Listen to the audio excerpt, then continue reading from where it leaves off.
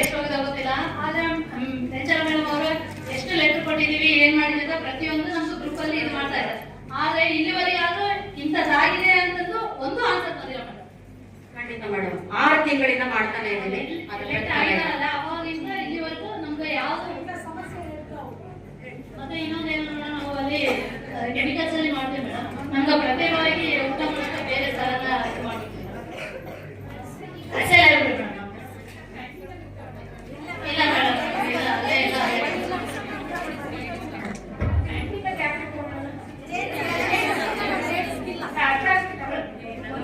ಪ್ರತ್ಯೇಕವಾಗಿ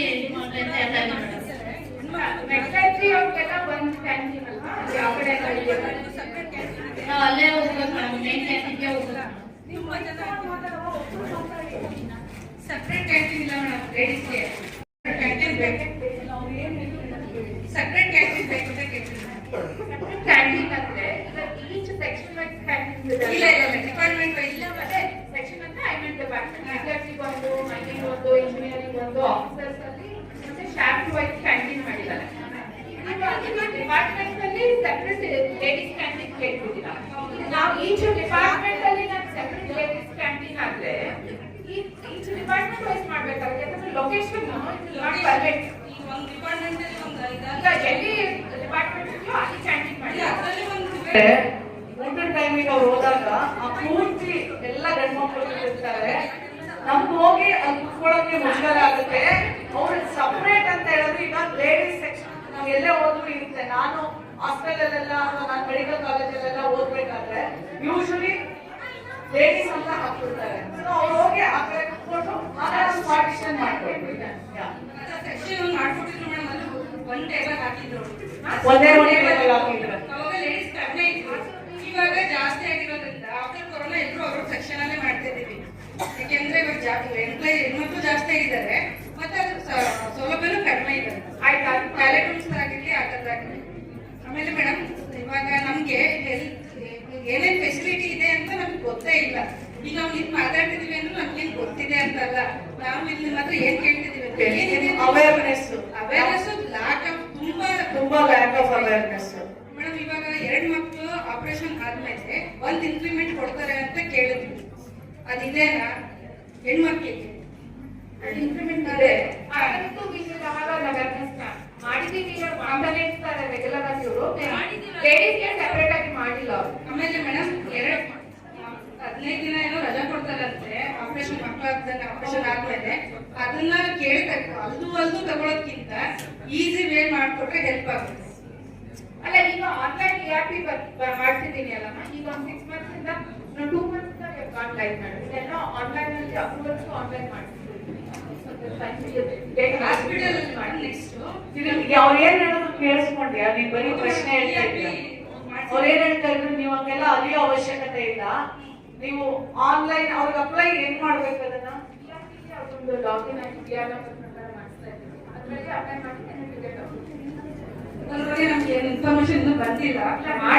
ಇನ್ಫಾರ್ಮೇಶನ್ ಬರೋದ ಅವಶ್ಯಕತೆ ಇಲ್ಲ. ಕಾನೂನಲ್ಲೇ ಎಷ್ಟೋ ವರ್ಷಗಳಿಂದ ಇದೆ. ಅದೇ ಮೇಡಮ್ ನಾನು ಮಾತ್ರ ಹೇಳ್ತಿದ್ದು ನಿಮ್ಗೇನು ಗೊತ್ತಿಲ್ಲ. ಗೊತ್ತು ಮಾಡಿಸ್ಕೊಡಿ. ನಿಮ್ದು ಏನು ಆಕ್ಟ್, ನಿಮ್ಗೆ ಏನು ಹಕ್ಕು ನಿಮಗೆ ಗೊತ್ತಿಲ್ಲ. ಮೂಲಭೂತ ಹಕ್ಕು ಅಷ್ಟೇ.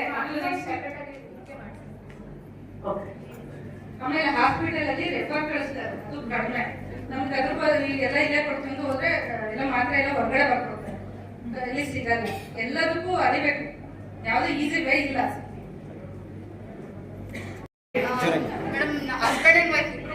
ಕೊಡ್ರಿ ಮೇಡಮ್, ನಿಮ್ಮ ಮುಂದೆ ಕೊಡಿ, ಮುಂದೆ ಕೊಡ್ರಿ. ನಮ್ಮ ಹಸ್ಬೆಂಡ್ ಕೊಡ್ರಿ ಕೊಡ್ರಿ, ನೀವು ಕೊಡ್ರಿ, ಮುಂದೆ ಕೊಡ್ರಿ. ಅಂದ್ರೆ ಇಬ್ಬರಿಗೂ ಒಂದೇ ಮನೆ ಕೊಡ್ತಾರಂತೆ. ಅಂದ್ರೆ ಹಸ್ಬೆಂಡ್ ಒಂದೇ ಮನೆ ಕೊಡ್ತಾರೆ, ನನ್ಗೆ ಮನೆ ಇರಲ್ಲಂತೆ ಆಫ್ಟರ್ ಮ್ಯಾರೇಜ್. ಈಗ ನನ್ನ ಫ್ಯಾಮಿಲಿ ಎಲ್ಲಿ ಹೋಗ್ಬೇಕು? Since from 5 years I am fighting for, since from 5 years. ಅಲ್ಲ MD ಮೇಡಮ್ಗೆ ಇದು ಗೊತ್ತಿಲ್ಲ ಆಕ್ಚುಲಿ. ಅವ್ರಿಗೆ ಗೊತ್ತಿಲ್ಲ ಮೇಡಮ್, ಅವ್ರ ನೋಟಿಸ್ ಗೊತ್ತಿಲ್ಲ ಇದು. ಬಟ್ ನಾನು ಸಿನ್ಸ್ ಫ್ರಮ್ 5 years ನಾನು ಇದು ಫೈಟ್ ಮಾಡ್ತಿದ್ದೀನಿ ಇದ್ರ ಬಗ್ಗೆ.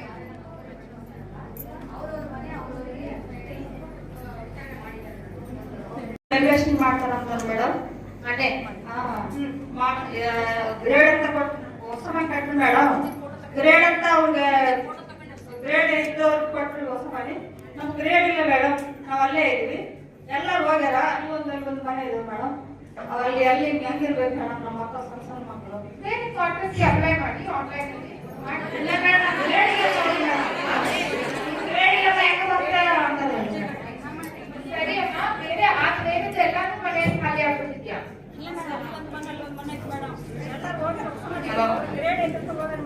ಸರಿ, ಇದು ಗ್ರೇಡ್ ಬೇರೆ. ನನ್ನ ಹೆಸರು ಸುಮಾ ಅಂತ. MD ಮೇಡಮ್ ಅವರಿಗೂ ಗೊತ್ತಿಲ್ಲ, ನಾನು ಇಲ್ಲೇ ಕಂಪ್ನಿಲೇ ಕೆಲಸ ಮಾಡತಕ್ಕಂತ ಒಬ್ಬ ಅಧಿಕಾರಿಯ ಪತ್ನಿಯಾಗಿದ್ದೇನೆ. ನಾವಿಬ್ರು ಒಂದೇ ಡಿಪಾರ್ಟ್ಮೆಂಟ್ ಅಲ್ಲಿ ಕೆಲಸ ಮಾಡ್ತಿದ್ವಿ ಮೇಡಮ್. ಹಸ್ಬೆಂಡ್ ವೈಫ್ ಒಂದೇ ಡಿಪಾರ್ಟ್ಮೆಂಟ್ ಅಲ್ಲಿ ಇರಬಾರ್ದು ಅಂತ ಓರಲ್ ಆಗಿ ನನ್ಗೆ ಹೇಳಿ ಇಂಜಿನಿಯರಿಂಗ್ ಇಂದ ನಾ campus selection madam. Actually engineering ಇಂದ ಮೈನಿಂಗ್ ಡಿಪಾರ್ಟ್ಮೆಂಟ್ ಗೆ ಟ್ರಾನ್ಸ್ಫರ್ ಮಾಡಿದ್ರು 2016 ಒಪ್ಕೊಂಡೆ ಮೇಡಮ್. ನಾನು ಕಂಪನಿಯಲ್ಲಿ ಅನ್ನ ಕೊಟ್ಟಿರೋ ಕಂಪನಿ, ನನ್ನ ಸೀನಿಯರ್ಸ್ ಈಗಲೂ ನಾನು ಎಲ್ಲರಿಗೂ ರೆಸ್ಪೆಕ್ಟ್ ಮಾಡ್ತೀನಿ. ಅದು ಅಲ್ಲಿ ಹೋಗಿದ್ದೀನಲ್ಲ ಮೇಡಮ್. ಸೊ ಅಲ್ಲಿ ಕೆಲಸ ಮಾಡ್ತಿದ್ದೀನಿ ಅಂತ ಇಂಜಿನಿಯರಿಂಗ್ ಅಲ್ಲಿ ಪ್ರಮೋಷನ್ ಕೊಡ್ತಾ ಇಲ್ಲ. ಇಂಜಿನಿಯರಿಂಗ್ ಅಲ್ಲಿ ಕೆಲಸ ಮಾಡ್ತಿಲ್ಲ, ಮೈನಿಂಗ್ ಅಲ್ಲಿ ಮಾಡ್ತಿದ್ದೀನಿ ಅಂತ ಅಲ್ಲಿ ಪ್ರಮೋಷನ್ ಇಲ್ಲ. 13 ವರ್ಷದಿಂದ ನನಗೆ ಪ್ರಮೋಷನ್ ಇಲ್ಲ. ನನ್ನ ಜೂನಿಯರ್ಸ್ ಇರೋರು ಮೈನಿಂಗ್ ಅಲ್ಲಿ ಪ್ರಮೋಟ್ ಆಗಿ ಮುಂದೆ ಹೋಗಿದ್ದಾರೆ. ಈವನ್ ಇಂಜಿನಿಯರಿಂಗ್ ಅಲ್ಲಿನೂ ನನ್ನ ಜೂನಿಯರ್ಸ್ ಪ್ರಮೋಟ್ ಆಗಿ ಮುಂದೆ ಹೋಗಿದ್ದಾರೆ. ನಾನು ಇಷ್ಟು ವರ್ಷದಿಂದ 2017ರಿಂದ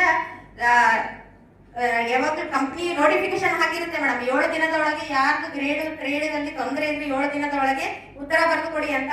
ನಾನು 2017ರಿಂದ 2025ವರೆಗೂ ಬರೆದಿರೋ ನನ್ನ ಇವು ಅಪ್ಲಿಕೇಶನ್ಗಳು ಮೇಡಮ್. ಬೇಕಿದ್ರೆ ನೀವು ಒಂದ್ಸರ್ತಿ ನೋಡ್ಬೋದು. MD ಮೇಡಮ್ ಅವರಿಗೂ ಇದುವರೆಗಾದ್ರೂ ನಾನು ಅಷ್ಟು ದೂರ ಹೋಗಿಲ್ಲ. ಯಾಕಂದ್ರೆ ಇಲ್ಲಿರೋರು ಎಲ್ಲರೂ ನಮ್ಮವರೇ. ಒಂದಲ್ಲ ಒಂದು ದಿನ ನನ್ನ ತೊಂದರೆ ಅರ್ಥ ಮಾಡ್ಕೊಂಡು ಮಾಡ್ತಾರೆ ಅಂತ ನಾನು ಇಷ್ಟು ದೂರ ಯಾವತ್ತೂ ಬಂದಿರ್ಲಿಲ್ಲ. ಇವತ್ತ ಬರ್ತಾ ಇದ್ದೀನಿ ಇದೊಂದು ಅವಕಾಶ ಮಾಡಿಕೊಟ್ಟದಕ್ಕೆ. ಚೆಕ್ ಮಾಡ್ತೀನಿ ಏನಿದೆ ಅಂತ. ಅವರು ನಿಂದು ಚೆಕ್ ಮಾಡಿ, if you deserve give they will do it. There is no why she will not do it. Tell me what is the reason? ಅವ್ರಿಗೇನು ಲಾಭ ಇಲ್ಲಲ್ಲವಾ? ಕಂಪನಿಯಲ್ಲಿ 3 ಜನ ಎಕ್ಸಿಕ್ಯೂಟಿವ್ ಮೈಕ್ ಇಟ್ಕೊಳ್ರಿ. ಎಕ್ಸಿಕ್ಯೂಟಿವ್ ಡೈರೆಕ್ಟರ್ ಎಲ್ಲರಿಗೂ address ಬರ್ಕೊಟ್ಟಿನಿ. It is okay. Now she will see and get back. Yes. And she will what if you our policy ಪ್ರಕಾರ ನಿಮಗೆ ಮಾಡಬೇಕಂದ್ರೆ ಖಂಡಿತವಾಗ್ಲೂ there is no other reason she will do it. Okay ma'am, thank you. Next. Good evening ma'am. ನಾನು ಕೂಡ ನಮ್ಮ ಫಾದರ್ದು unfit ಮೇಲೆ ಬಂದಿರೋದು. Join ಆಗಿ 9 ಇಯರ್ಸ್ ಆಯ್ತು, ಇನ್ನು ಪ್ರಮೋಷನ್ ಆಗಿಲ್ಲ. ಒಂದೊಂದೇ ಅಂದ್ರೆ ನಾನು ಓದಿರೋದು BE ಗ್ರಾಜುಯೇಟ್. ಈವನ್ ಮೇಡಮಿಗೆ ಗೊತ್ತಿದೆ ನೋಡಿ, ನನ್ ಪ್ರಮೋಷನ್ ಅಲ್ಲಿ ತಾರತಮ್ಯ ಆಗಿದೆ. ಯಾಕಂದ್ರೆ ಮೈನಿಂಗ್ ಸೀನಿಯರಿಟಿ ಬೇರೆ ಇರುತ್ತೆ, ಅಡ್ಮಿನ್ ಸೀನಿಯರಿಟಿ ಬೇರೆ ಇರುತ್ತೆ. ಅಡ್ಮಿನ್ ಸೀನಿಯರಿಟಿಯಲ್ಲಿ ಇರೋರಿಗೆ ಕ್ಲರಿಕಲ್ ಅಂತ ಕೊಟ್ಟಿದ್ರೆ, ಮೈನಿಂಗ್ ಇರೋರಲ್ಲಿ ತಂದು ನಮ್ಮ ಮುಂದೆ ಹಾಕಿ ಕೇಳಿದ್ರೆ ಏನಂತಾರೆ, HOD ರೆಕಮೆಂಡೇಶನ್ ಇದೆ, ಅದು ಇದೆ. ನಂಗೂ ನಮ್ಮ HOD ಹೋಗಿ ರೆಕಮೆಂಡ್ ಕೇಳಬೇಕು, ಅದು ಇಲ್ಲ. ಅಂದ್ರೆ ನನ್ನ ಜೂನಿಯರ್ಸ್ಗೆ ಬಂದಿದೆ ಈಗ ಆಲ್ರೆಡಿ. ನನ್ಗಿನ್ನು ಮೈನಿಂಗ್ ಇಂದ ಹೆಚ್ಚು ಇದಕ್ಕೆ ಶಿಫ್ಟ್ ಆಗಿದೆ ಅಡ್ಮಿನ್ಗೆ. ನಾನು ಆಗಿಲ್ಲ ಮೇಡಮ್, ನಾನು ಬಂದಿರೋದು ಕ್ಲರಿಕಲ್ ಅಲ್ಲಿ ಇದ್ದೀನಿ ಮೇಡಮ್.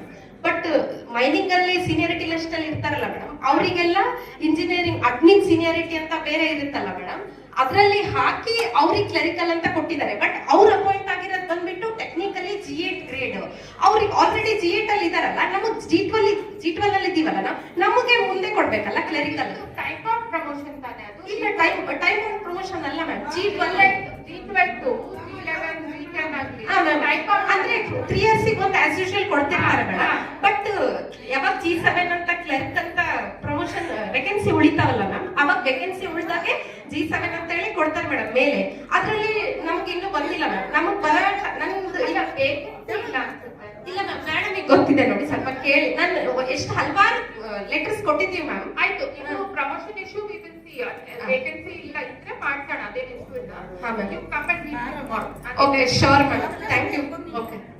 ಕನಿಷ್ಠ 2 ವರ್ಷದಿಂದ ನಮಗೆ ಡಸ್ಟ್ ಅಲೌನ್ಸ್ ಇಷ್ಟು ಪರ್ ಡೇ ಇಷ್ಟು ಅಂತ ಕೊಡ್ತಾ ಇದ್ದಾರೆ ಮೇಡಮ್.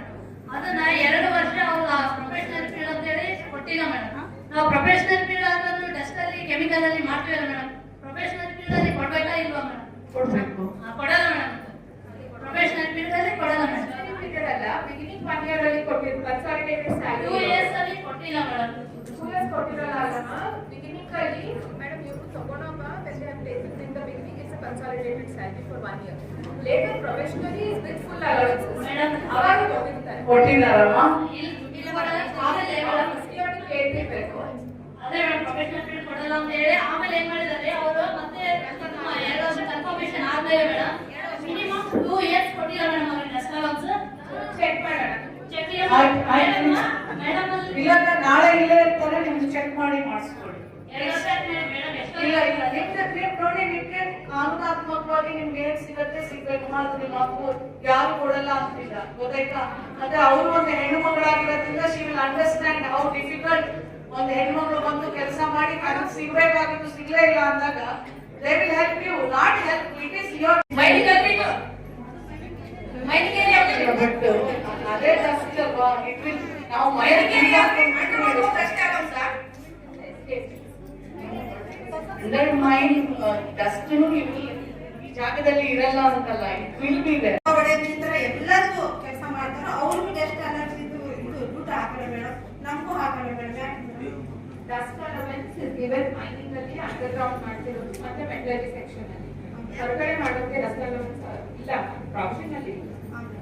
ಅದಕ್ಕೆ ಅವ್ರಿಗೂ ಹಾಕಲ್ಲ, ನಮ್ಗೆ ಹಾಕಲ್ಲ. ಯಾಕಂದ್ರೆ ನಾವು ಅಲ್ಲಿ 4 ವರ್ಷ ಮಾಡಿ ಬಂದಿದ್ದೀವಿ ಮೇಡಮ್. ನಾವು ಈಗ ಎಲೆಕ್ಟ್ರಿಕಲ್ ಸೆಕ್ಷನ್ ಹೋಗಿ ಅದಕ್ಕೆ ನಮಗೂ ಕೆಲಸ ಇರುತ್ತಲ್ಲ, ಎಷ್ಟು ನಾವು ಮಾಡ್ತೀವಲ್ಲ ಮೇಡಮ್. ಎಲ್ಲಿ ಡಿಸೈನ್ ಮಾಡಿರ್ತಾರೆ ಅಲ್ಲೇ ಪಾಲಿಸಿ ಚೇಂಜ್ ಮಾಡಕ್ಕೆ ಬರ್ತದೆ. 4/6/2022 ಅಂದ್ರೆ ಅರ್ಜಿ ಸಲ್ಲಿಸಿದ್ದೇನೆ ಸರ್. ಮೇಡಮ್ ಗಮನಕ್ಕೆ ಬಂದಿಲ್ಲ, ನಮ್ಗೆ ಗೊತ್ತಿಲ್ಲ. ಇದು ನಾವು ಉಡಾಮೆ ಉತ್ತರ ಕೊಡ್ತಾರೆ, ಅಗ್ರಿಮೆಂಟ್ ನಾಗ ಪಾಸ್ ಮಾಡ್ತೀವಿ ನಾವು ಹೇಗಮ್ಮ ಅಂತ ಹೇಳ್ತಾರೆ. ಈಗ ನಾ ಅರ್ಜಿ ಕೊಟ್ಟು 3 ವರ್ಷ ಆಯ್ತು. ನಾನು ಸಂತಾನ ಅಲ್ಲವಾ, ಅದು ಜನರಲ್ ಆಗಿ ಮಾಡ್ಲೇಬೇಕು. ನೀನ್ 3 ವರ್ಷ ಆಗಿದೆ ಅವ್ರು ಮಾಡಿಲ್ಲ, ಇಲ್ಲ ನೀವು ಇವ್ರನ್ನ ಮೀಟ್ ಆಗೋದಿಲ್ವಾ ನೀವು? ಹೇಗ್ ಗೊತ್ತಾಗ್ಬೇಕು ಅವ್ರಿಗೆ?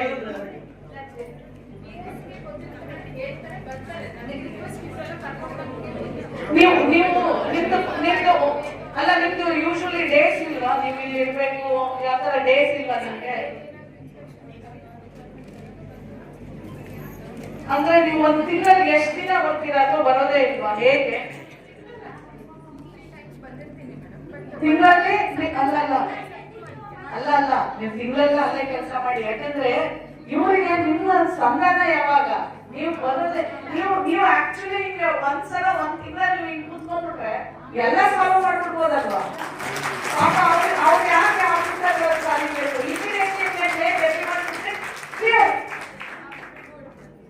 ಅಲ್ವಾ? ಯಾಕಂದ್ರೆ ನೀವು ಕನೆಕ್ಟ್ ಆಗ್ಲಿಲ್ಲ ಅಂದ್ರೆ ನಾನ್ ಯಾಕೆ ಬರ್ಬೇಕು? ನಾನ್ ಬರೋ ಅವಶ್ಯಕತೆನೇ ಇರ್ಲಿಲ್ಲ.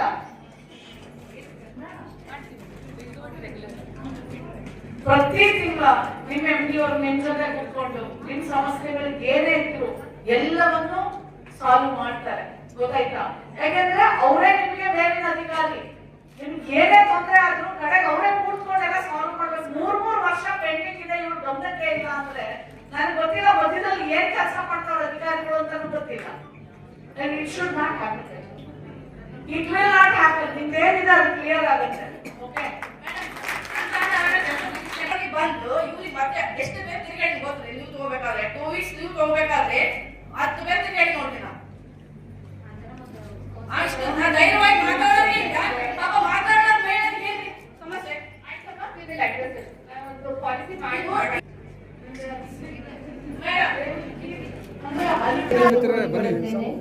ಸರ್ ಮೊಬೈಲ್ ತೋರಿಸಿ ಸ್ವಲ್ಪ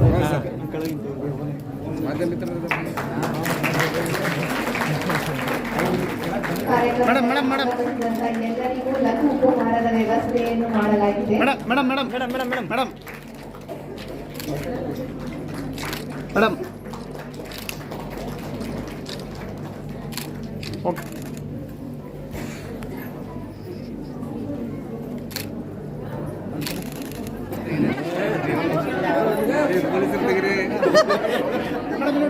ಹಾಕ್ಬಿಡ್ರಿ, 1 ನಿಮಿಷ. ಶಕ್ತಿ ತಗೊಂಡ್ರಿ.